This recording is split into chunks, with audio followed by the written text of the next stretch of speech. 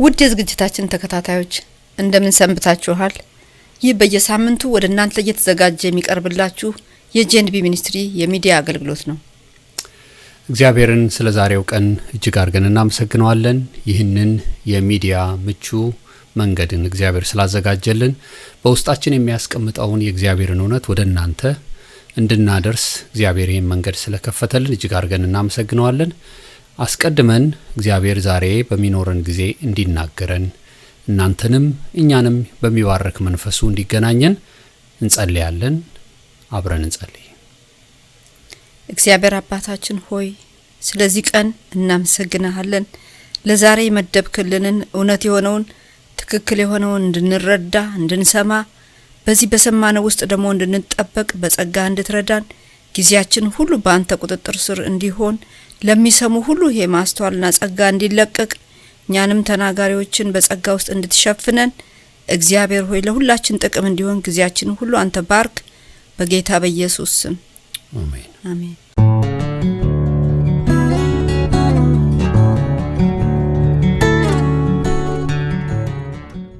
እግዚአብሔር ዛሬም በሚኖረን ጊዜ እንደሚባርከን ተስፋ እናደርጋለን። አስቀድመን ሁሉ ጊዜ እንደምናደርገው በዝማሬ አገልግሎታችንን መጀመር እንወዳለን።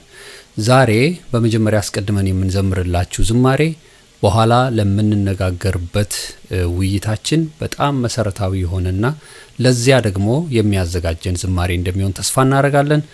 ከዝማሬው ጋር አብራችሁን ቆዩ። ለምንማረው ትምህርት በመተዘጋጁበት ማስታወሻችሁ ቢሆን ሌላም ነገር እንድታዘጋጁ እናበረታታችኋለን። አሁን ወደ ዝማሬው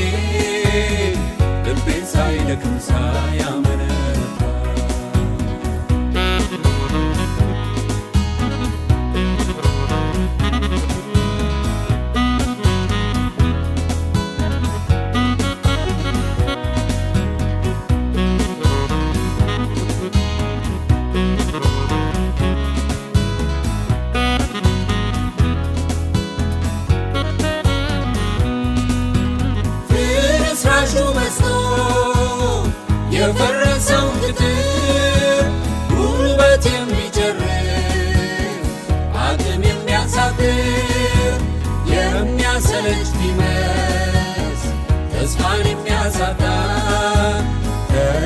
እሰራለሁ በሚሰጠኝ ጸጋ የቻልኩትን እንዳቅሜ ከኔ የሚጠበቅብኝን ከዚያ በላይ እንድለፋ ጌታዬ እንኳን አዘዘኝም።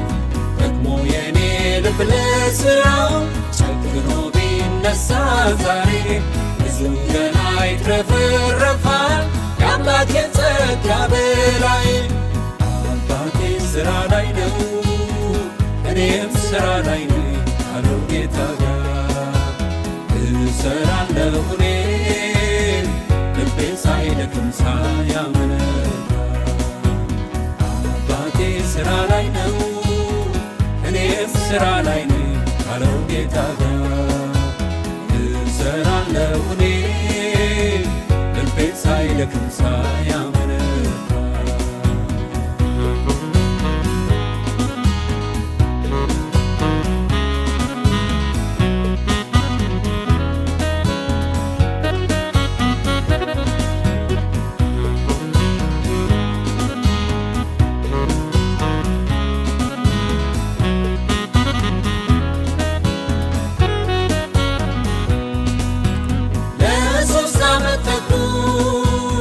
ኢየሱስ በምድር ላይ በማገልገል መጥቶ የሥጋውን ረፍት ሳያይ የአባቱን ፈቃድ ሊፈጽም ሊያደርገው ቀሌት ሳይል ራሱ በሥራው ጠመደው። ታዲያ የጌታዬን ፈለግ እኔም ልከተል ልፈጽም የምን እንቅልፍ የምን መስነፍ እያዩ የሌላውን መድከም የማገለግለው ጌታ ሽልማትን የሚሰጠኝ እኔ ለእርሱ መንግሥት እንጂ የሰው ቅጥር ማናረገኝ። አባቴ ሥራ ላይ ነው እኔም ሥራ ላይ ነኝ አለው ጌታ ጋር እሰራለሁ እኔ ልቤ ሳይደክም ሳያመነታ። ሥራ ላይ ነው እኔም ሥራ ላይ ነኝ አለው ጌታ ጋር እሰራለሁ እኔ ልቤ ሳይደክም ሳያመነታ።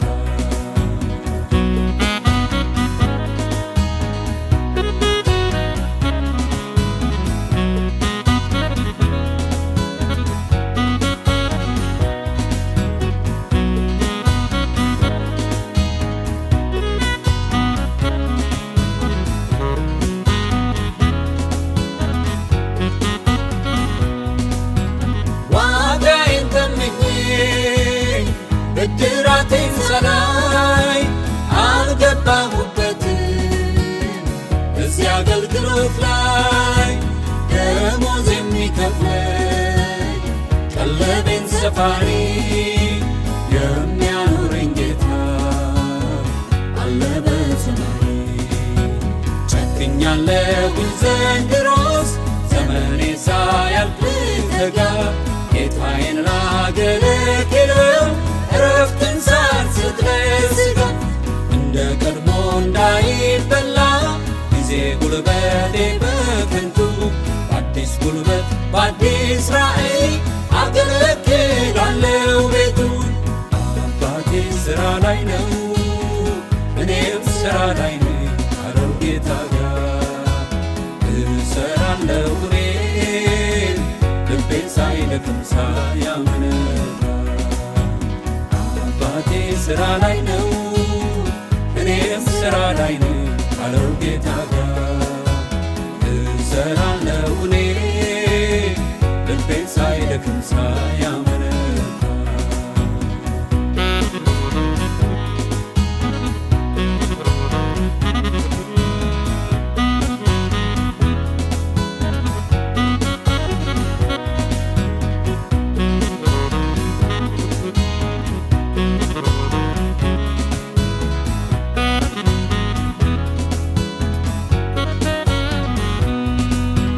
መድረክ ካላገኘው ካልቆም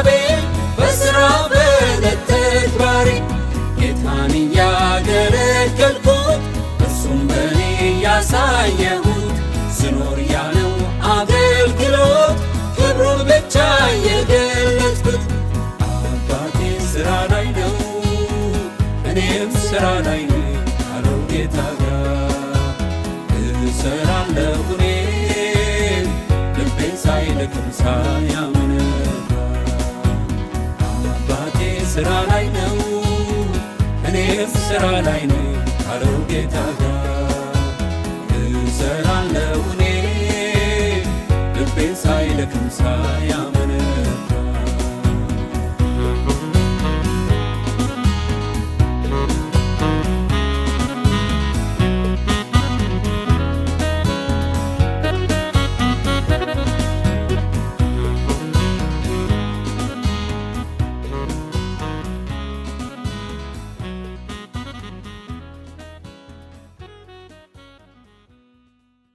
ስለነበረን የዝማሬ ጊዜ ጌታን እጅግ አድርገን እናመሰግነዋለን። ዛሬም እግዚአብሔር በቃሉ ውስጥ በመንፈሱ አማካኝነት እንደሚናገረንና እንደሚባርከን እናምናለን። ላለፉት 10 ሳምንታት እኛ ከእግዚአብሔር ፈቃድና ሐሳብ ከመንገዱ እንድንስት ሰይጣን በእኛ ላይ ስለሚጠቀምባቸው የክፋት ስልቶቹ እያጠናን ነበር። ይህንኑ ሐሳብ ዛሬ በሌላ ርዕሰ ጉዳይ ላይ ተዘጋጅተን መጥተናል። ከዚህ በፊት ስናስተላልፋቸው የነበሩትን ጠቃሚ ሐሳቦች እየተከታተላችሁ እንደሆነም እናስባለን። ምናልባትም ዛሬ ገና ይህንን አገልግሎት የምትመለከቱና የምታደምጡ ወይም የአገልግሎታችን ታዳሚ ሆናችሁ ይህ ተከታታይ ትምህርት ግን ያመለጣችሁ ብትኖሩ ወደ ኋላ መለስ እያላችሁ እንድታደምጡና እንድትመለከቷቸው እናበረታታችኋለን።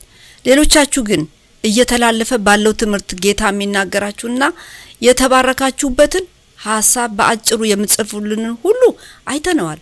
እናንተም እግዚአብሔር ይባርካችሁ ልንላችሁ እንወዳለን። ሰይጣን ከእግዚአብሔር ፈቃድና ሐሳብ እኛን ለማውጣት የሚጠቀምበት የክፋት ስልቱ በሚል ዛሬ የተዘጋጀንበት አዲሱ ርዕሳችን ግዴለሽነት ወይም ቸልተኝነት የሚል ነው። ለዚህ መሰናዷችን መነሻ የሆነልንን ሐሳብ በዚህ ተከታታይ ፕሮግራም መግቢያ ላይ እንደነገርናችሁ በአንድ የኤአይ ወይም አርቲፊሻል ኢንተለጀንስ የቃላት መፈለጊያ ማለትም ልክ እንደ ጉግል ሰርች ወይም ቻትጂፒቲ የመሳሰሉት ላይ ለኤአይ ጥያቄ አቀረብንለት። ጥያቄውም አንተ ሰይጣን ብትሆን ሰዎች ከእግዚአብሔር ፈቃድና ከአምላካቸው መንገድ እንዲስቱ ለማድረግ ምን አይነት ስልትና ዘዴ ትጠቀም ነበር ብለን ጻፍንለት። ይህንን ጥያቄ የመለሰበት ፍጥነቱና በምላሽ ውስጥ ያስቀመጣቸው ነጥቦች አንደኛ መጽሐፍ ቅዱስ ዲያብሎስ ይህንን ያን ያደርጋል ብሎ ከሚያስተምረን ትምህርት ጋር አንድ አይነት መሆኑና ሁለተኛው ደግሞ እጠቀምባቸዋለሁ ያላቸው የክፋት ስልቶቹ ከዚህ በፊት በቃሉ ላይ በተጻፉልን ባለ ታሪኮችና በእኛም ዘመን ባሉ ሰዎች ሁሉ ላይ እየተገበራቸው ያሉ የክፋት ስልቶቹ በመሆናቸው ለጉዳዩ ልዩ ትኩረት እንድንሰጥ አድርጎናል። እነዚህ የክፋት ስልቶቹ ዛሬ በዚህ መጨረሻው ዘመን በህይወት ላለን ሰዎች ሁሉ እንድንጠነቀቅና የክፋት ስልቱ ሰለባዎችም እንዳንሆን እኛ በነቃንበት መንፈስ እናንተንም ለማንቃት የሚቀርብ ዝግጅት ነው። ስለዚህ ባካችሁ በዚህ ፕሮግራም ላይ በንቃት እንድትሳተፉና ማስታወሻችሁን በመያዝ አጥብቃችሁ እንድትከታተሉት እናበረታታችኋለን።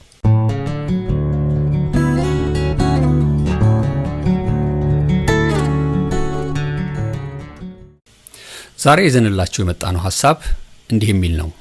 እኛን ከአምላካችን ፈቃድና ሐሳብ ዲያብሎስ ሊያስወጣን ሲፈልግ ከሚጠቀምባቸው የክፋት ስልቶቹ መካከል ግዴለሽነት ወይም ቸልተኝነት የሚባል የክፋት ስልት ነው። መቼስ ስለ ቸልተኝነትና ግዴለሽነት የማታውቁት ኖራላችሁ ብለን አናስብም። በዙሪያችን እንኳን ከልጅነት እድሜያችን ጀምሮ አሁን እስካለንበት የእድሜ ደረጃ ድረስ በቤተሰብ ውስጥ፣ በጓደኞቻችን መካከል፣ በቤተ ክርስቲያን እንዲሁም በአቅራቢያችን ባሉ ማህበራዊ ህይወቶቻችን መካከል ሁሉ ቸልተኞችና ግዴለሽ ሰዎች ገጥመውን ያውቃል። ብዙዎቻችን በእንደዚህ አይነት ሰዎች ተበሳጭተናል ወይም በሰዎቹ ቸልተኝነታቸው ምክንያት ገንዘባችን ወይም ጊዜያችን ወይም ትዳራችን ወይም አገልግሎቶቻችንና አንድ ያሰብነው ትልቅ እቅዳችንን አተን ወይም ከስረን ይሆናል። እውነት ነው። በተለያዩ ሚዲያዎች፣ ጋዜጦችና መጽሔቶች እንዲሁም በፊልሞቻችን ላይ ሳይቀር ቸልተኛና ግዴለሽ በሆኑ ሰዎች ምክንያት ህይወታቸውን ያጡ ሰዎችን ታሪካቸውን እናውቃለን። ከሁሉም ያሳዘነው ግን ግዴለሽና ቸልተኛ በሆኑ ሰዎች ምክንያት የሚደርሰው ጉዳይ ጸጸቱ በቀላሉ የሚለቅና ምንረሳው አይደለም። ቸልተኛ በሆኑ ወላጆች ምክንያት ልጆቻቸው የህይወት ዕጣ ፈንታቸው ስለሚበላሽ ያንን የተበላሸውን ህይወት ለማስተካከል ብዙ ስራ ስለሚጠይቅና ዋጋ የሚያስከፍልም ይሆናል። በየትኛውም የአመራር ስልጣን ላይ ባሉ ግዴለሽ እና ቸልተኛ በሆኑ ሰዎች ምክንያት ሀገር፣ ኢኮኖሚ፣ ትውልድና ህዝብ ሊጠፋ ይችላል። ግዴለሽና ቸልተኛ ለመሆን ብዙ አመት ወይም ብዙ ወር ወይም ብዙ ሰዓት ወይም ብዙ ደቂቃዎች አስፈላጊ አይደሉም። አንድ ሰከንድ በማትሞላ ግዴለሽነት ወይም ቸልተኝነት ዳግም መመለስ የማንችለውን የሰውን ህይወትና ከዛም በታች የሆኑ ኪሳራዎችን ሊከሰቱብን እንደሚችሉ እናስባለን። ለመኪና አሽከርካሪዎች እየነዳችሁ በስልካችሁ ቴክስት አታድርጉ፣ እየነዳችሁ ስልክ አታውሩ፣ እየነዳችሁ ወደ ሌላ አቅጣጫ ዞር አትበሉ እየተባለ የሚነገራቸው ከዚህ የተነሳ አይመስላችሁ? አሁን በጣም ብዙ የመኪና አደጋዎች የተከሰቱት አንድ ሰከንድ ለማትሞላ ግዴለሽነት ወይም ቸልተኝነት በመጣ ስህተት እንደሆነ የአደጋ መረጃዎች ያረጋግጡልናል። መጽሐፍ ቅዱስ ግዴለሽነትን ወይም ቸልተኛነትን የሚለውን ሐሳብ ቃል በቃል በብዛት ባይጠቀምበትም የግዴለሽነትንና የቸልተኝነትን ባህሪያት ግን በሰዎች ህይወት እና በተለያዩ ገጸ ባህሪያት በብዛት ተጠቅሞበታል።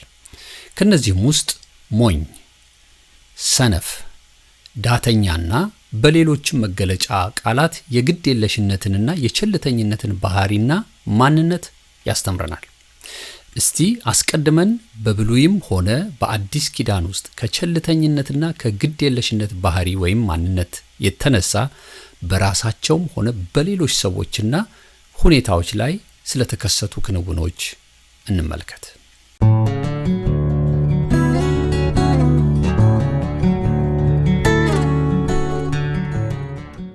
አስቀድመን የምንመለከተው ሰው ታሪክ የኤሳውን ነው። ኤሳው ለይስሐቅ የተወለደለት የመንታ ልጁ እንዲሁም የያዕቆብ ወንድም ነው። ኤሳው ከያዕቆብ በፊት ቀድሞ ከማህፀን የወጣ ስለሆነ የታላቅነት ወይም የበኩር ደረጃን በቤተሰቡ ይዟል። ስለ ብኩርና መጽሐፍ ቅዱስ በጣም ጠንካራ እሳቤና ትምህርት አለው። ብኩርና ብዙ ሚስጥር አለው። በኩር ሆኖ ወይም የመጀመሪያ ልጅ ሆኖ የተወለደ ሰው ብዙ ጥቅሞችን ያገኛል። የአባቱ በረከት በቀጥታ ለርሱ ይሆናል። በኩር ወራሽ ነው። በኩር ኃላፊ ነው። በዘጸአት ምዕራፍ 13 ቁጥር 2 ላይ መጀመሪያ የተወለደውን ወንድ ሁሉ ለኔ ቀድስልኝ፣ ከእስራኤላውያን መካከል የእናቱ የበኩር ልጅ የሆነው ማህፀን ከፋች ሰውም ሆነ እንስሳ የኔ ነው ተብሎ እንደተጻፈው ሁሉ እንኳን የሰው ከእንስሳ መጀመሪያ የተወለደ ሁሉ የእግዚአብሔር እንዲሆን ተብሎ ይለያል ወይም ይቀደሳል። ታዲያ ስለ ቸልተኝነትና ግዴለሽነት ከኤሳው ህይወት ምን እንማራለን? እስቲ ከዘፍጥረት ምዕራፍ 25 ከቁጥር 29 እስከ 34 ያለውን ታሪክ ተነቦልን ስለ ቸልተኝነትና ግዴለሽነት የምንማረውን ከዚህ ክፍል እናገኝ። ኦሪት ዘፍጥረት ምዕራፍ 25 ከቁጥር 29 እስከ 34 ያለው ቃል እንዲህ ይላል። አንድ ቀን ያዕቆብ ወጥ እየሰራ ሳለ ኤሳው እጅግ ተርቦ ከዱር መጣ። ኤሳውም ያዕቆብን ቶሎ በል በጣም ርቦኛልና ከዚህ ቀይ ወጥ አብላኝ አለው። ስለዚህም ስሙ ኤዶም ተባለ። ያዕቆብም በመጀመሪያ ብኩርናህን ሽጥልኝ አለው። ኤሳውም እነሆ ልሞት ደርሻለሁ፣ ታዲያ ብኩርናው ምን ያደርግልኛል አለ።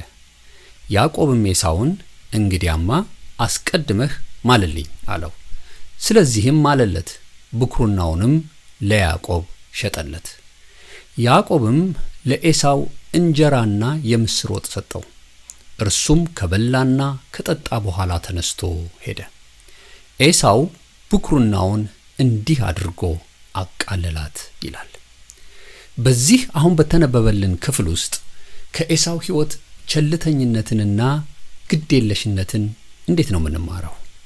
በመጨረሻ ሲነበብ እንደሰማችሁት ብኩርናውን እንዲህ አድርጎ አቃለላት በሚለው ቃል ተገልጧል። እስቲ ጥቂት በዚህ ሰው ህይወትና ማንነት እንወያያለን። ምክንያቱም ኤሳው ስለ ብኩርናው ይህን ያህል ግድ የለሽ የሆነው ለምንድን ነው? ደግሞ እኮ ዘላለማዊና መንፈሳዊውን ነገር በጊዜያዊና በስጋዊ ነገር ለውጦታል።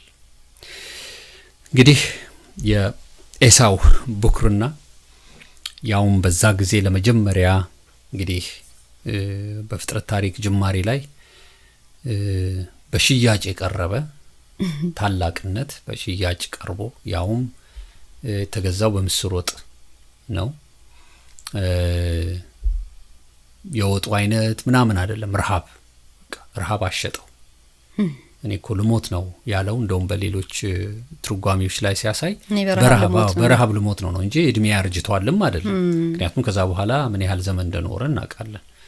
እና በቃ ምንም አይሰራልኝም፣ ከረሃብ አይበልጥም ታላቅነት በኩርነት ሲለውና ብኩርናውን የማቃለሉ ነገር እንዴት ታየው? የመጀመሪያ ልጅ ከሆነ ኃላፊነት የሚሰጠው ነው።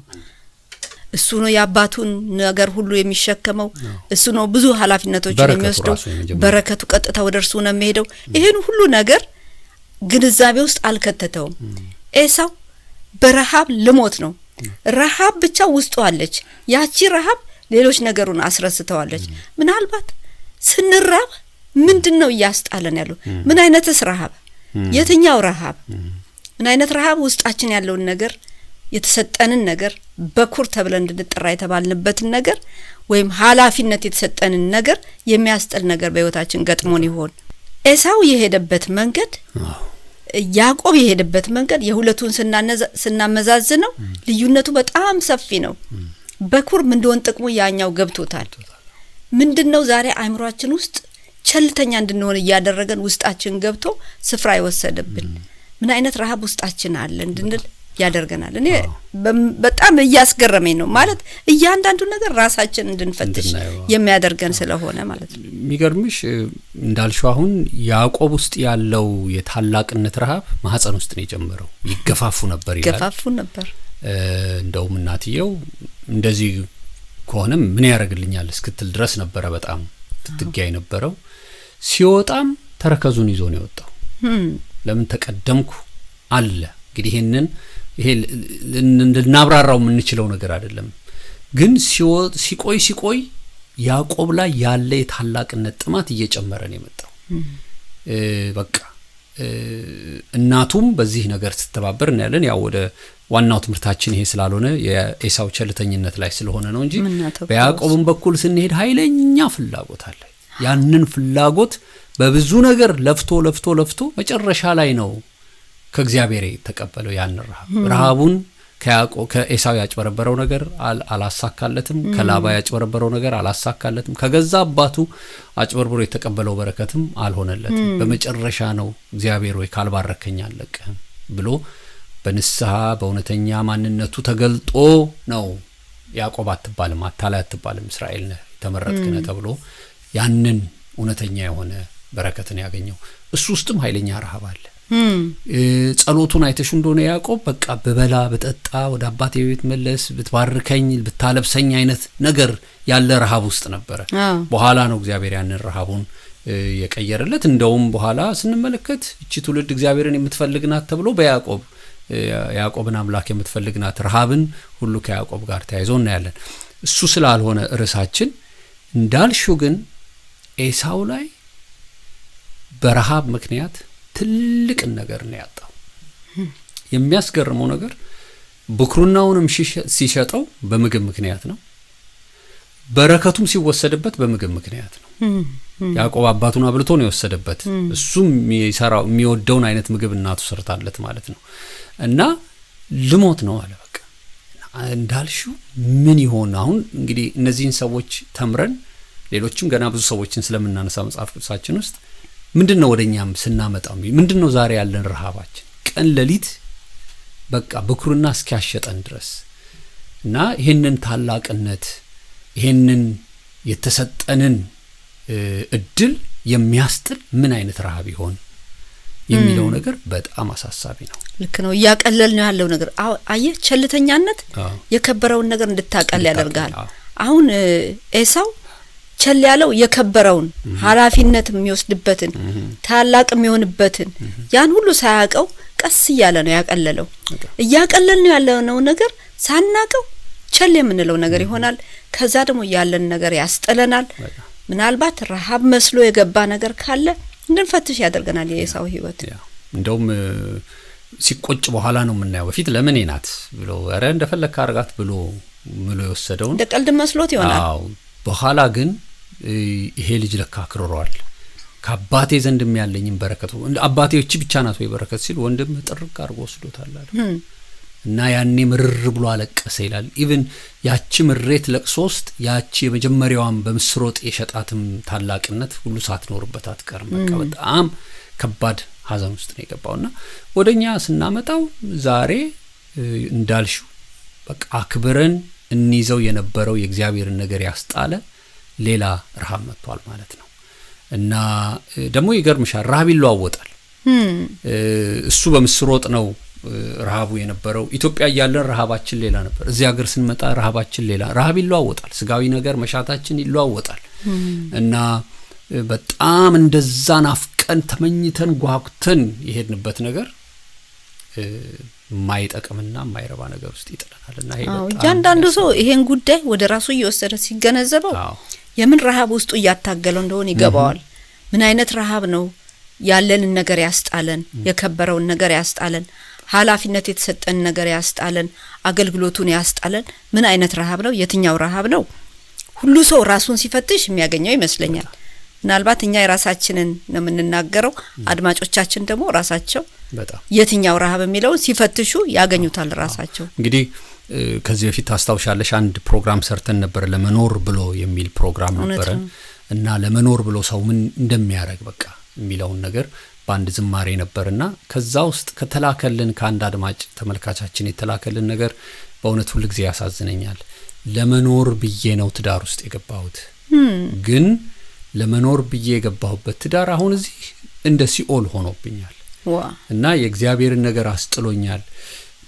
አገር ቤት ያለው በጣም አገለግል ነበር እግዚአብሔርን በጸሎት በኃይል በቃ እግዚአብሔር የሚሰራብኝ ሰው ነበርኩ አሁን ግን ያን ሁሉ አጣሁት እና አየሽ ያኔ ከበረውን ነገር ይሄ ወንድማችን ምን አድርጎታል አስለውጦታል ሳያስተውለው እና እግዚአብሔር ይርዳው ልክ እንደዚህ አይነት ሰዎችም በጣም ብዙ ሰዎች ሊኖሩ ይችላሉ በአንድ ረሃብ ምክንያት ግዴለም ለዛሬ ብለው ጥተውት ሲሄዱ ግን ርቀው ይዟቸው የሚሄድ ነገር አለ መቼስ እግዚአብሔር ይርዳን በኑሮ ረሃብ በትዳር ረሃብ ውስጥ እየገባን ያለን ነገር ያጣን ሰዎች እግዚአብሔር ይርዳን ምናልባት ብዙ በእግዚአብሔር ፊት ደጅ መጥናት ይኖርብናል ለማስመለስ በጣም እንግዲህ ወደ ዝግጅታችን ተከታታዮች የመጀመሪያው ምሳሌያችን ኤሳው ነው ኤሳው ቸልተኝነትና ግዴለሽነቱ ለዚህ ለማይመለስ ዳግም ለማያገኘው ብኩርናውን ሸጦ ምን አይነት ህይወት ውስጥ እንደገባ ኪዳን ከርሱ ርቆ እንዴት አይነት ሰው እንደሆነ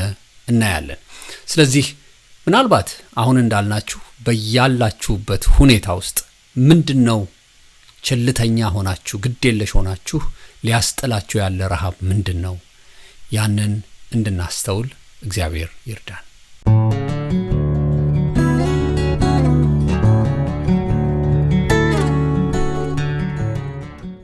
ከዚሁ ከብሉይ ኪዳን በግዴለሽነትና በቸልተኝነት ህይወቱ እንድንማርበት በቃሉ ላይ የተጻፈልን ሌላው ሰው ሳምሶን ነው ከዚህ ቀደም በዚሁ ተከታታይ ትምህርት ፕሮግራማችን ላይ ብዙ አንስተነዋል ስለ ሳምሶን በስፋት አጥንተን ነበር መጽሐፈ መሳፍንት ከምዕራፍ 13 እስከ 16 ያለውን ታሪኩን ስታጠኑ በዚህ ሰው ህይወት ውስጥ ግዴለሽነትና ቸልተኝነት በተደጋጋሚ ሲከሰትበት ታያላችሁ ሳምሶን ከመወለዱ ጀምሮ በእግዚአብሔር ተለይቶና የተመረጠ ቢሆንም በሳምሶን የግዴለሽነት ባህሪ ግን የጥንካሬውን ሚስጥር በላዩ ላይ ያለበትን ጸጋ ለጠላቱ ለደሊላ በመናገር ታላቅ ኃይሉና ክብሩን አጣ በባለፈው ውይይታችን ላይ አንስተንላችሁ ከነበሩ እስቲ ጥቂት ነገሮች ከዛሬው የቸልተኝነትና የግዴለሽነት ባህሪ ጋር አያይዘን እናንሳቸው በመሳፍንት ምዕራፍ 13 እስከ 16 ባለው ላይ የተጻፈውን የሳምሶንን ታሪክ ስናጠና ሳምሶን መካን ለነበረችው እናቱ በመልአክ በኩል በመጣላት መልእክት የተወለደ ልዩ ልጅ ነበር እግዚአብሔር ሳምሶንን ናዝራዊ አድርጎ መርጦታል። ይህ ማለት ራሱን ለአምላኩ ሥራ የወሰነና አንዳንድ ስዕለትም መከተልና መፈጸም የነበረበት ሰው ነው። ለምሳሌ ጸጉሩን ፈጽሞ መላጨት፣ ሬሳ መንካት፣ በእግዚአብሔር ፊት አጸያፊ የሆኑትን መንካት ማድረግ የለበትም። በሳምሶን እጅ ምን ተከናወነ ካልን ሳምሶን እንዲህ የተለየ ማንነት ያጎናጸፈው የእስራኤል አምላክ የእግዚአብሔር ስጦታ ነበር። በባዶ እጁ አንበሳን ገድሏል። የፍልስጤማውያንን ጦር በአህያ መንጋጋ ብቻ ድል ማድረግ ችሏል። የፍልስጤማውያንን የከተማውን በር ነቅሎ ወደ ተራራ ወስዶ ጥሏል። ታዲያ ይህ ፈጽሞ በአንድ ሰው ጉልበትና ኃይል ሊሆን የማይችል ጉዳይ እንደሆነ ስላወቁ ለዚህ ነው በብዙ ጥረት በደሊላ በኩል ሚስጥራዊ ማንነቱን ለማወቅ የፈለጉት። በነገራችን ላይ ሳምሶን ይኖርበት የነበረው መንደርና ሰፈሩ ለፍልስጤማውያን ድንበር በሆነች ቦታ ላይ መሆኑ ለዚህ ውድቀት እንደጋረደው የታሪክ አጥኚዎች ይስማማሉ። አዎ፣ አንዳንዴ የቸልተኝነትና የግዴለሽነቱ ባህሪ ለፍልስጤማውያን ቅርብ በሆነች መንደር ውስጥ ተወልዶ ማደጉ ጠላቶቹን ለመላመዱ ምክንያት ነው። ፍቅር ይዘው የነበረውም ከፍልስጤማውያን ጋር አልነበረም። ይሄ ደግሞ የበለጠ በዚህ ሰው ሕይወት ብዙ እንድንማርበት ያድርገናል። ለሳምሶን በደሊላ በኩል ለሚላክለት ጥያቄ ማለትም እንዴት ነው አንተን ማጥፋት የምችለው ለሚለው ጥያቄ ሳምሶን ቸልተኛና ግዴለሽ ነበር። ሳምሶን ለደሊላ ጥልቅ ፍቅር ስለነበረው የማያቋርጥ መጠቀሚያ አደረገችው። ደሊላ በአቀራረቧ በጣም ተንኮለኛ ነበረች። እንደ ስሜታዊነትና ተማጽኖ የመሰሉ ስልቶችን ተጠቅማለች። ለምሳሌ ሚስጥርህን ሳትነግረኝ እንዴት ወድሻለሁ ትለኛለህ የሚሉ ንግግሮቿ ሳምሶንን ይፈታተነው ነበር። መሳፍንት 16:15 ላይ ዕለትም በቃሏ ነዘነዘችው፣ አስቸገረችውም፣ ነፍሱም እስከ ሞት ድረስ ተጨነቀች የሚል ቃል አለ። እሷ ሳምሶንን በመነዝነዟ ጸናች፣ እሱ ግን በንዝነዛዋ ደከመ። እውነቱን ብነግራትም አትከዳኝም ብሎ ተማመነባት። ደሊላ ፈጽሞ ይህን ሚስጥር እስካላወቀች ድረስ ሁለት ምርጫ በፊቷ እንዳሉ ታውቃለች። አንደኛው ምርጫዋ ሚስጥሩን ካወቀችላቸው ፍልስጤማውያን ሊከፍሏት ያዘጋጁላት ዛሬ በእኛ ዘመን ባለው የዋጋ ተመን እስከ 55,000 ወይም 60,000 ዶላር የሚደርስ ሽልማት ነው። ሁለተኛው ምርጫዋ እሷንና ቤተሰቦቿን በሞት ማጣት ነው። ስለዚህ የደሊላ ጽናት በሽልማትና በሞት መካከል ያለው ውጥረት ሲሆን፣ ለሳምሶን ግን ፈጽሞ ይህ አልታየውም። ከደሊላ ጋር የነበረው ግንኙነት በከባድ ቸልተኝነትና ግዴለሽነት የተሞላ ነበር። ግዴለሽነቱን የምታዩት መውደቂያ በምንድን ነው እያለች ለምትነዘንዘው ፍቅረኛው ሲመልስላት አንዴ ባልደረቀ አዲስ ጠፍር ብታሰር ይላል። እንዲህና እንዲህ እያለ ከባዱን ወጥመድ የማቅለል አባዜ ይዞት እንመለከታለን። በሕይወታችን እንዲህ እንደ ቀላል እያየነው ያለ ወጥመድ ላይ ቸልተኛና ግዴለሽ መሆን የሚያስከፍለንን ዋጋ የምንስተው አይመስለኝም። እንግዲህ የዚህ ሰውን ሕይወት በባለፈውም በዚሁ ሰይጣን ከእግዚአብሔር ፈቃድና ሐሳብኛን ለማውጣት ከሚጠቀምበት መንገድ በሚለው ኃጢአትን ማቅለል በሚለው ሐሳብ አይተነዋል። ብዙ ሚራራቅ አይደለም። ኃጢአትን የምናቀለው ያው ቸልተኛና ግዴለሽ ስንሆን ነው። በጣም እየጠበቀ ያለ ከባድ የሆነ አደጋ ውስጥ ገብቶ ቸልተኛ መሆን ግዴለሽ መሆንን ነው በዚህ ሰው ውስጥ የምናየው። በነገራችን ላይ የሳምሶን ጉዳይ የፍልስጤም መንግስት ጉዳይ ነው። በመንግስት ደረጃ የተያዘ ነው። ከንጉሱ ጀምሮ ነው የሚፈልጉት። ሚስጥሩ ምንድነው? እንዲህ የከተማችንን ደጅ ነቅሎ እስኪሄድ ድረስ ምን አይነት ሰው ይሆን ነው? ባለፈውም ተናግረነዋል። ሳምሶን የተለየ የሰውነት ቅርጽ ስላለው አይደለም ይሄን የሚያደርገው። ማንኛውም አይነት ሰው ነው የሚመስለው፣ ግን በላዩ ላይ የእግዚአብሔር ኃይል ሲመጣ በጣም ኃይለኛ ነገር ነው የሚያደርገውና ቸልተኝነቱና ግዴለሽነቱ በጣም ከልክ በላይ ሆኖ ነው የምናየው። ኃይሉን የሚያስጥል ቸልተኛነት፣ እግዚአብሔር ውስጥ የከተተውን ማንነት የሚያስቀይር ቸልተኛነት። እንዲህ ሲሆን ያለ መንቃት ጉልበቱ ምን ያህል ሰይጣን አይምሮውን በማይገባ ፍቅር ጠቅጥቆ ይዞት ከዛ ደግሞ የከበረውን ነገር እንዲያቃልል መቼስ እናትና አባቱ ሳምሶን እንዴት እንደተወለደ ውልደቱ እንዴት እንደነበር ያውቃል። የሁሉ ተነግሮታል። ጸጉሩ መላጨት እንደሌለበት በጸጉሩ ውስጥ እግዚአብሔር የሚሰራው ነገር እንዳለ መንካት የሌለበት መጠጣት ወደ ውስጡ ማስገባት የሌለበት ይሄን ሁሉ ስርዓት ተነግሮታል። ይሄ ሁሉ ተነግሮት ሳምሶን ቸልተኛ እንዲሆን ምን አደረገው? ምን ያህል ሰይጣን ከበፊት ጀምሮ የብዙዎችን አይምሮ እግዚአብሔር በትክክለኛ መንገድ እንዲሄዱ ህጉና ስርዓቱን ደንቡን እንዲጠብቁ የተናገራቸውን እንዲረሱ ቸል እንዲሉት ልክ ውስጣቸው ያለ ማንነት አብሯቸው የተፈጠረ ማንነት እንደሆነ እንዲቆጥሩ የሚያስገድድ ክፉ ዕውቀት ነው በሳምሶን ላይ የተጨመረበት። እግዚአብሔር ከሰጠው ባሻገር ኃይለኛ ድንዛዜ በእርሱ ላይ ረጭቶበታል። ሳምሶን ብቻ አይደለም፣ እኛስ በዘመናችን እግዚአብሔር የከበረ ነገር አስቀምጦ የከበረ ነገር በውስጣችን ሞልቶ ለስንት ሰው ሐዘን ቸልተኛ በመሆን ለስንት ሰው ሐዘን ሆነን ሳምሶን ለእናትና ለአባቱ ብርቱ ሐዘን እንደሚሆን መገመት አያዳግትም። ሳምሶን ውስጡ ያለውን ነገር በማቃለሉ እናትየው የተነገራት ያ መልእክት እንዴት ነው አሁን ምንድነው የሚሰማት ስሜት? ምንድነው አባትየው የሚያዝነው ሐዘን? እግዚአብሔር አምላካችን ውስጣችን ያስቀመጠውን ነገር ቸል ስንል እንዴት ነው እግዚአብሔር የሚያዝንብን? ለስንት ሰውስ ሐዘን እንሆናለን ቸል በማለት የከበረውን ነገር ጠላታችንን የምንቃወምበትን ነገር እግዚአብሔር ውስጣችን አስቀምጦ ያንን የከበረ ነገር በማቃለል ኢትስ ኦኬ በማለት ወይም የኛ እንደሆነ በመገመት አንዳንድ ጊዜ በአገልግሎት ላይ እንደዚህ አይነት ነገሮች ይፈጠራሉ።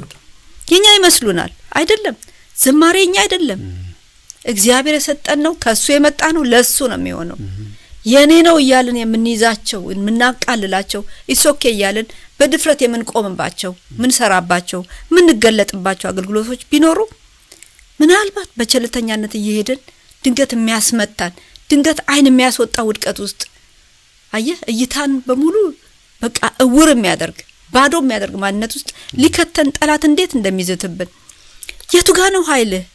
እንዴት ነው ተራ የምትሆነው?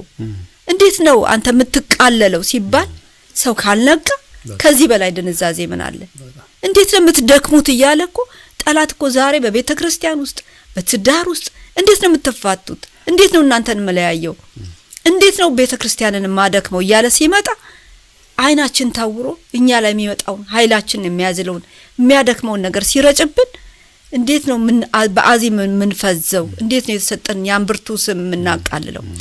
ብዙ ነገሮች አሉ ልንተረጉማቸው ምንችለው ወደ ውስጣችን እያመጣንና ሳምሶን ብዙ መማሪያችን ነው። በጣም እንግዲህ ሳምሶን ያ ነገር በህይወቱ አለፈ፣ አልተጠነቀቀም፣ ግዴለሽ ሆነ፣ ቸልተኛ ሆነ። መጨረሻ ላይ አይኑ አወጡት። በመጀመሪያ ያደረጉት ነገር እሱን ነው። አዎ የሳምሶንን ፍጻሜ ስናይ ጸጉሩ አቆጠቆጠ ይላል እግዚአብሔር ቃል። አደገ፣ በቃ ልበቀል ጠላቶቼን አለ። ከጠላቶቼ ጋር አብሬ ልሙት አለ። ተጽፎለታል። በህይወት ያለ ከገደላቸው ይልቅ በሞቱ የገደላቸው ይበልጣሉ ተብሎ ተጽፎለታል።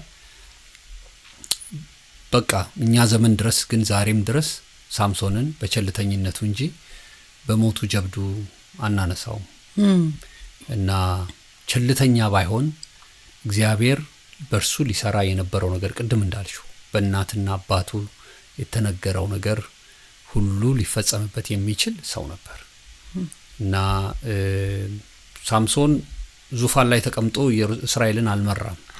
አንድም ቀን ያረፈ ህይወት አልነበረውም እና ይሄዳል፣ እንትን ይነግራቸዋል፣ እንቆቅልሽ ይነግራቸዋል፣ በእንቆቅልሽ ይጫወታል። ቅድም እንዳልነው በአዲስ ገመድ ብታሰር በአዲስ ጠፍር ብታሰር እያለ ይቀልዳል። ቸልተኛ፣ በቃ ግዴለሽነት። ይሄ በቃ ወደኛ ዘመን እናምጣው። አሁን ይሄንን የሚሰማን ሰው ምንድነው በቸልታ እያየው እየተጫወተው ያለው ጨዋታ ምንድነው? ሊያጠፋው ሊገለው የተዘጋጀ ሊያጠፋት ሊገላት የተዘጋጀ ሪሌሽንሺፕ ምንድነው? ይሄን ነው በቃ መውሰድ ያለበት። ይሄን የሚሰማን እና እግዚአብሔር ነገር ሊኖርብን ይችላል። እግዚአብሔር ጥበቃ በእኛ ላይ ሊሆን ይችላል፣ ሊገለጥብን ይችላል፣ ኃይሉ አቅሙ ሊገለጥብን ይችላል። ግን ምን ላይ የተጫወትን ነው? ምን ላይ ግዴለሽ ሆነናል? ሲሪየስ ያልወሰድናቸው ነገሮች ምንድናቸው? እንደ ጆክ እየወሰድነው ያለነው የደሊላ ጆክ ምንድነው? እና ይሄ በቃ ሁሉ ሰው መንቃት አለበት። ምክንያቱም ብዙ ሰዎችን አተናል። በይበልጥ እኛ ወደዚህ ምድር ከመጣን በዚህ 14 አመት እና 15 አመት ጊዜ ውስጥ በጣም የምናከብራቸው በጣም ትልቅ ስፍራ የምንሰጣቸው በዚህ በአሜሪካ ምድር ያሉ የወንጌል አርበኛ የምንላቸው ሰዎችን አተናል። ሲሞቱ የወጣው ታሪክ ሌላ ነው። ለካ ይጫወቱ ነበር፣ ለካ ግዴለሾች ነበሩ ነው የወጣው ዜና አይደለም። እውነት ነው። ያሳፍራል በጣም ዋው። ስለዚህ ግዴለሽን ይሄን ቃል እግዚአብሔር ሲያስተምረን የእውነት የተሰማኝ ነገር በጣም እንትን ነው። ምንድነው እንደ ቀልድ የማያቸው ነገሮች፣ በቃ እንደ ቀልድ እንደ ጨዋታ የማያቸው አያረጉትም። አደረገችው አይደለም፣ አስተኝታ በጉንጉን አርጋ ላጨችው። በቃ ሲነቃ ሳምሶናዊ ፍልስጤማውያን መጡብህ አለችው። እንደ ወትሮ ይሆናለሁ ሲል አልሆነም። እና ይሄ የግዴለሽነት ውጤት ነው። ከዚህ በላይ ምስክር አያስፈልገንም። እንግዲህ የሰዎችን ስም እየጠራን ከሌም እንዲሆናል አንልም። ያ የሚጎዳ ሊሆን ይችላል የሰዎችን። ይሄው እግዚአብሔር ለትምህርታችን ሰጠን። ሳምሶን አስተማረን። ጊዜ ቢኖረን የሰለሞንንም እንደዚሁ ብናየው አንዳንድ ጊዜ ይገርምሻል፣ ካለን ቅባትና ካለን ጥሪ ካለን ጸጋ ጋር አይገናኝም። ቸልተኝነትና ግዴለሽነት በጣም ፐርሰናል የሆነ የባህሪ ጉዳይ ነው። በጣም ጥንቁቅ መሆን አለብን። እና አንዳንድ ጊዜ እንደዚህ አይነት ሰዎችን በቃ የፋናቲክ ነው እንትን ነው እንላቸዋለን፣ ግን ለሆነ ነገር ግዴለሽ አይደሉም ማለት ነው። ፎቶ ለመነሳት ሲሉ ግዴለሽ ያልሆኑ ሰዎች አሉ። ፎቶ ምን አለው አሁን፣ ግን ግዴለሽ አይደሉም ለፎቶግራፍ። ከርለሶች አይደሉም፣ በጣም ጥንቁቆች ናቸው። እንደሚያደርጉ ሰዎች አሉ። ንግግር ላይ በስልክ ሲያወሩ፣ ደብዳቤ ሲጻጻፉ በጣም ሲሪየስ ናቸው። ይጠነቃ። ይሄ ግዴለሽነት በጣም መጥፎ ነው። እውነት ነው። ምን እንደሚያደርገን ስለማናቅ እንግዲህ እግዚአብሔር በዚህ አንቃን፣ እኛንም ሌሎችንም እግዚአብሔር ያንቃን። ማለት አንዳንድ ጊዜ በተለይ በዚህ በእግዚአብሔር በሰጠን አገልግሎት ላይ ስላለን ስለቆምን ቢሃይንድ ዘ ሲን ወይም ሰው በማያውቀው መልኩ ከበስተጀርባ በግዴለሽነት የምናደርጋቸውን ነገሮች እግዚአብሔር ያያቸዋል። የሆነ ታይም ሲፈጠር ግን ያ ግዴለሽነት በግዴለሽነት የምናደርገው ውጤቱ ይወጣና ብዙ ሰዎችን ያሰናክላል፣ ብዙ ሰዎችን ከእግዚአብሔር ቤት ያርቃል። በግዴለሽነት አገልጋዮች ሆነን በተለይ ወደ ኋላ የሚጎትተን ነገር ስንገባ ኢትስ ኦኬ ያለን በትዳር ውስጥ ሊሆን ይችላል፣ በአገልግሎት ውስጥ ሊሆን ይችላል። የተለማመድናቸው ነገሮች ካሉ ይገሉናል። ስለዚህ መጠንቀቅ ይኖርብናልና ይሄ ግዴለሽነት ብዙ ነገር ውስጥ እያስገባን ራሳችንን ብንፈትሽ፣ የሚሰሙን ቢፈትሹ ራሳቸውን ያገኙታል። ከግዴለሽነት ለማምለጥ ምናልባት ጥንቁቅነት፣ አሁን እንዳልከው በሁሉ ነገር በጣም ጥንቁቅነት ያስፈልገናል። ረቂቅ ዕውቀትን ብትጠራት ነው የሚለው ምሳሌ ላይ። ረቂቅ ዕውቀትን ብንፈልግ በጣም የጥንቃቄ አእምሮና መንፈስ ቢኖረን ለምናገለግለው ለምንኖረው ህይወት ለምንሰብከው ጌታ ስለምናወራለት ጌታ እንጠነቀቃለን።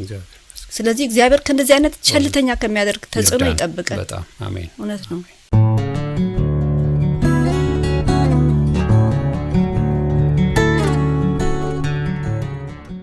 በቀጣይነት ከብሉይ ኪዳን የምንመለከታቸው ሁለት ሰዎች ናዳብና አብዩድ የተባሉ የካህኑ አሮን ልጆች ናቸው። እንደሚታወቀው አሮንና የእርሱ ቤተሰብ በሙሉ በመገናኛው ድንኳን ውስጥ በዋናነት የክህነቱን አገልግሎት እንዲያገለግሉ የተመረጡ ቤተሰቦች ናቸው። ልጆቹም አብረው ከአሮን ጋር በዋናነት ያገለግሉ ነበር። እስቲ ወደ ርዕሰ ጉዳያችን ተመልሰን እነዚህ ሁለት ወንድማማቾች በቸልተኝነታቸውና በግዴለሽነታቸው ምክንያት ምን ሆነ የሚለውን ከዘሌዋውያን ምዕራፍ 10 ከቁጥር 1 እስከ 2 ያለውን ቃል እናንበበው። እንደዚህ ነው የሚለው። የአሮን ልጆች ናዳብና አብዩድ እያንዳንዳቸው ጥናዎቻቸውን ወስደው ፍም አደረጉባቸው፣ ዕጣንም ጨመሩባቸው። እርሱ ያላዘዛቸውን ያልተፈቀደውን እሳት በእግዚአብሔር ፊት አቀረቡ። ከዚህ የተነሳ እሳት ከእግዚአብሔር ዘንድ ወጥቶ በላቸው፣ በእግዚአብሔርም ፊት ሞቱ ይላል። የናዳብና የአብዩድ ጥፋታቸው ምንድነው? ምንሱ ላይ ነው ቸልተኝነትና ግዴለሽነታቸው? በቀድሞው የመጽሐፍ ቅዱስ ትርጉም በእግዚአብሔር ፊት እርሱ ያላዘዛቸውን ሌላ እሳት አቀረቡ ይላል። የ1980 ዓመተ ምህረቱ ትርጉም ደግሞ ይህንን ክስተት የበለጠ ሲያብራራው እንዲህ ብሎታል። ናዳብና አብዩድ የተባሉት ሁለቱ የአሮን ልጆች እያንዳንዳቸው ጥናቸውን ወስደው የእሳት ፍም ጨመሩበት፣ በእርሱም ላይ ዕጣን አድርገው ወደ እግዚአብሔር አቀረቡ። ያም እሳት የተቀደሰ አልነበረም፣ ምክንያቱም ያንን አይነት እሳት ያቀርቡ ዘንድ እግዚአብሔር አላዘዛቸው። ከዚህ የተነሳ በድንገት ከእግዚአብሔር ዘንድ የተላከ እሳት ስለበላቸው በእግዚአብሔር ፊት ሞቱ ይላል። ናዳብና አብዩድ ለዚህ ቅጣት የዳረጋቸው ግዴለሽነትና ቸልተኝነታቸው እንደሆነ ግልጽ ነው። ይህንን አይነት ስርዓት ሲፈጽሙ የመጀመሪያቸው አይደለም። በሚገባ ስርዓቱን ያውቃሉ። ነገር ግን አንድ ነገር ሲደጋገም የመላመድ ነገር ይከሰትና ጥንቃቄያችንን ይቀንስብናል። እንደውም በዚሁ በተነበበልን ዘሌዋውያን ምዕራፍ 10 ላይ ወረድ ብሎ ከቁጥር 8 እስከ 9 ላይ ባለው ሲናገር እንደዚህ ይላል። እግዚአብሔርም አሮንን እንዲህ አለው፣ እንዳትሞቱ አንተና ልጆችህ ወደ መገናኛው ድንኳን በምትገቡበት ጊዜ የወይን ጠጅ ወይም ሌላ የሚያሰክር መጠጥ አትጠጡ። ይህም በልጅ ልጃችሁ ዘንድ የሚጠበቅ ዘላለማዊ ስርዓት ነው ብሏል። ከዚሁ ቃል ተነስተው የቃሉ አስተማሪያን እንደሚሉት እነዚህ ወንድማማቾች ምናልባት ወደ አገልግሎት ከመግባታቸው በፊት የወይን ጠጅ ጠጥተው በስካር መንፈስ ሳይሆን አይቀርም ወደ አገልግሎት የገቡት ይላሉ። በእርግጥም ይህ ሐሳብ ያስኬዳል። ምክንያቱም በሞት ከተቀጡ በኋላ እግዚአብሔር በሰጠው የመቅደሱ ስርዓት ላይ የነዚህን ሰዎች የቸልተኝነት ምክንያት እንዳብራራው ያሳወቀበት ነው። በወንድማማቾቹ ቸልተኝነትና ግዴለሽነት ወደ አሮን ቤት ጥልቅና መሪር ሐዘን ገባ። የገዛ ልጆቹን እንኳን ሊቀብር ስለ ልጆቹ እንኳን እንዳያለቅስ ተከለከለ። ባለብዙ ምህረቱ እግዚአብሔር አስፈሪነቱ፣ ተቆጭነቱ በድንገት ተገለጠ። ግድ የለሽ በሆኑ ሰዎች ምክንያት ከባዱ የአምላካችን የተክሳስ እጅ ተዘረጋች። እነዚህ ሁለት ሰዎች በግድ የለሽነታቸው ምክንያት ያልታዘዙትን እንግዳ እሳት ጨምረው ለራሳቸውም ለሕዝቡም እርግማንን አመጡ። አባታቸው አሮን ሐዘኑን ዋጥ አድርጎ የባሰ ቁጣ እንዳይመጣ ለኃጢአት ስርየት መሯሯጥ ነበረበት። ከነ ካህን ልብሳቸው ከሰፈር ውጭ ተጎትቶ ሬሳቸው ተጣለ። ሬሳቸው በሰፈሩ መካከል ሲያልፍ ውርደታቸውም ለሕዝቡ ተገለጠ። ኦ ምንኛ የሚያስፈራ ቅጣት ነው! ናዳብና አብዩድ የወይን ጠጅ ባሰከረው ማንነት ሲያገለግሉ እግዚአብሔር ያልቀደሰውንና ያላዘዘውን በመጨመር በግዴለሽነት አገልግሎታቸው ተቀጡ። እኛስ ዛሬ በእንዴት ያለ ማንነት እያገለገልን ይሆን? ደህና አገልጋይ አገኘን ብለን የተደሰትንባቸውና በድንገት ወጥተው ከነበረበት መድረክ ያጣናቸው ሰዎች ምን ሆነው ይሆን ያጣናቸው? እስቲ በዚህ ቃል ውስጥ ሆነን አስቀድመን ራሳችንን ከዛም ሌሎችን እንመልከትበት። እግዚአብሔር ያላዘዛቸውን እንግዳ እሳት ጨምረው አምላካቸውን አስቆጡ። በድንገት እንግዳ እሳት ከሰማይ ወርዶ ፈጃቸው። ይህ ካላስደነገጠን ምን ሊያስደነግጠን ይችላል? ምናልባት እኮ አንዳንዶቻችሁ አሁን ይህንን ስትሰሙ ይሄ ታሪክ የተፈጸመው በብሉይ ኪዳን ነው፣ አሁን የጸጋው ዘመን ነው፣ አዲስ ኪዳን ሆኖልናል ብላችሁ ታስቡ ይሆን? ለመሆኑ እናንተ እንደዚህ የምታስቡ ሰዎች የእግዚአብሔር ቃል የማያልፍ የማይለወጥ እንደሆነ ታምናላችሁ? የምታምኑ ከሆነ ኤርምያስ ምዕራፍ 48 ቁጥር 10 ያለውን ቃል ዛሬም ሕያው እንደሆነ ታምናላችሁ? ቃሉ እንዲህ ነው የሚለው፣ የእግዚአብሔርን ስራ በቸልታ የሚያከናውን እርጉም ይሁን ይላል። እንግዲህ እናስተውል። ቸልተኝነትና ግዴለሽነት ዛሬ ጠላታችን ዲያብሎስ በሰፊው የሚጠቀምበት የክፋት ስልቱ ነው። በዚህ የክፋት ስልትና ስለት ተወግቶ ብዙ አገልጋይ ወድቋል። እግዚአብሔር ከዚህ ውድቀት እኛንም እናንተንም ይጠብቀን። በነገራችን ላይ ይህ ርዕሰ ጉዳይ በጣም አሳሳቢና በጥንቃቄ ልንመለከተው የሚገባ በመሆኑ የሌሎችንም ተጨማሪ ሰዎች የህይወት ታሪክ ከቃሉ ላይ በማጥናት ውይይታችንን እንቀጥላለን። ምክንያቱም በሮሜ መልእክት ምዕራፍ 15 ቁጥር 4 ላይ አስቀድሞ የተጻፈው ሁሉ ለትምህርታችን ተጽፏልና ስለሚል ለትምህርታችን የተጻፉልንን ሁሉ ልንመለከታቸው ይገባናል።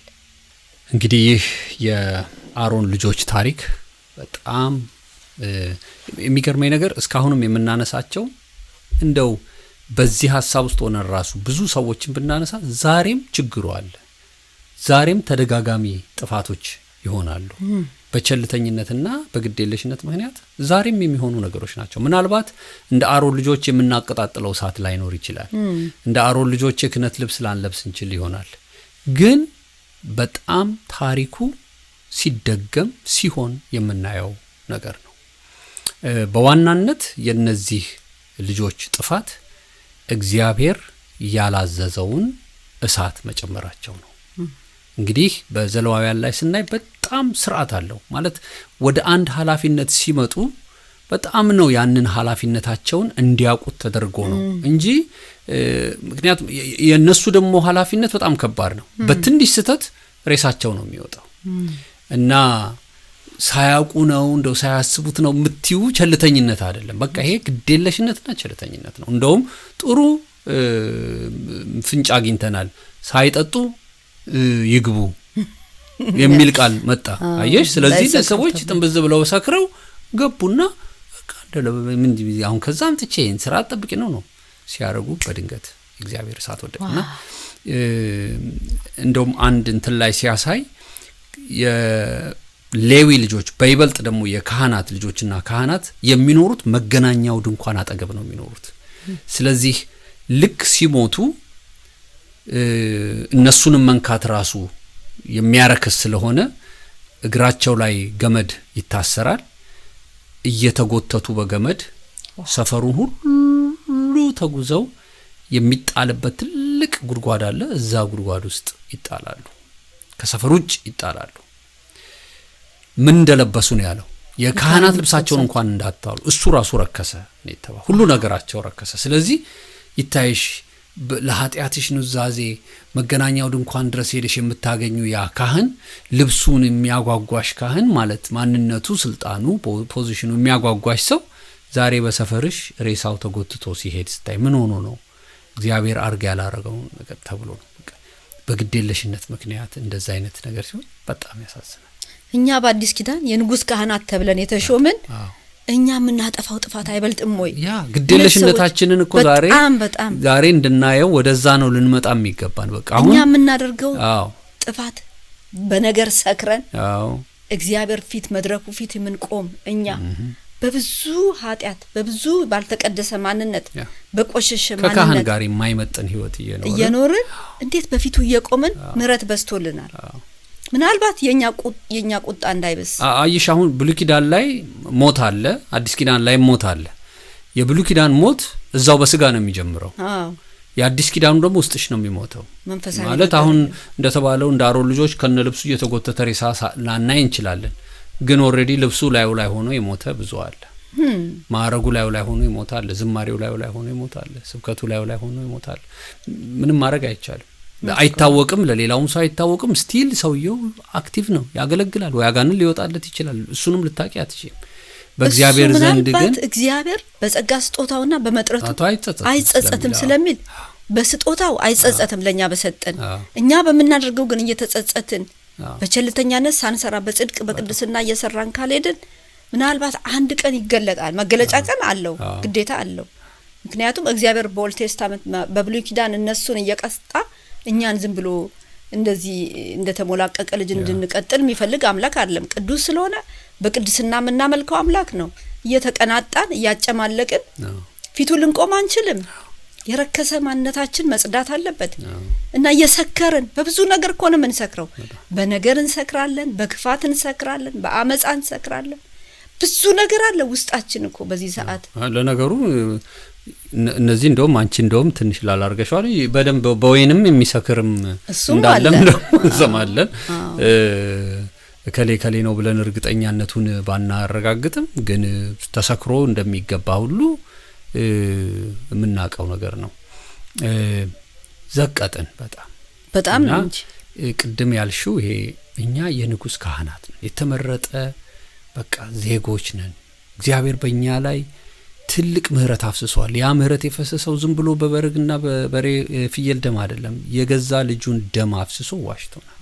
እንዲህ የተደረገልን ዋጋ ሆኖ ቸልተኛ ከሆነን ይሄ ዳንበትን መንፈስና ደም ካክፋፋን እርጉም ይሁን ነው እኮ የሚለው በቸልተኛነት እግዚአብሔርን ስራ የሚሰራ በጣም ግማንም መቀበል ይሄ በቃ መንቃት አለብን እና በዚህ በኤአዩ ላይ ያገኘነው ምላሽ አንዱ ቸልተኛ እንዲሆኑ አረጋቸዋለሁ ግዴለሾች እንዲሆኑ አረጋቸዋለሁ እና ዛሬ የራሱ ጉዳይ የሚሉ ሰዎች አሉ በቤተ ክርስቲያን ውስጥ የራሷ ጉዳይ የሚሉ አሉ ዲያንተ እኮ እንደዚህ የራሱ ጉዳይ የሚሉ አይሽ ቸልተኞች ናቸው ግዴለሽ ናቸው ለሚናገሩት ለሚያዩት ለሚሰሙት ለሚያሳልፉት ለሚያደርጉት ለሚያከናውኑትና ይሄ በእውነት እግዚአብሔር ይሄን ድምጻችንን በሁሉም ሰው ቋንቋችንን በሚሰማ ሰው ሁሉ ዘንድ ያድርሰው አሜን ምክንያቱም በጣም በቸልተኝነት ውጤቱን አሁን ያላየነው ገና የምናየው አንድ መከራ ቢመጣ የሚገለጥ የሚፈተን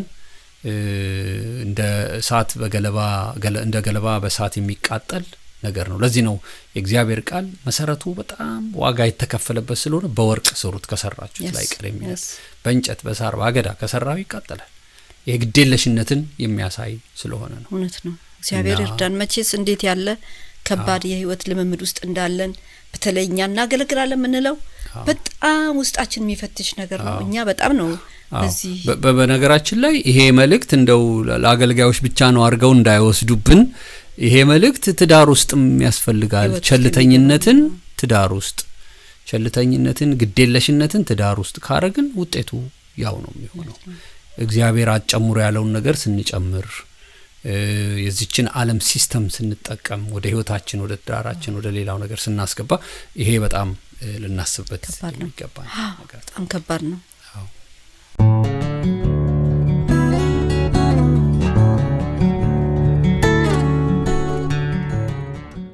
ውድ የዝግጅታችን ተከታታዮች ይህ የጀመርንላችሁ ሐሳብ ሰፊና ረጋ ብለን ልናጠናው የሚገባን በመሆኑ ዛሬ እዚህ ላይ ካቆምንበት የሚቀጥለው ሳምንት እንደ ጌታ ፈቃድ እንቀጥላለን ስለዚህ ይህ የተማርነውን ነገር እግዚአብሔር በልቦናችን ላይ ያሳድር እግዚአብሔር ይባርካችሁ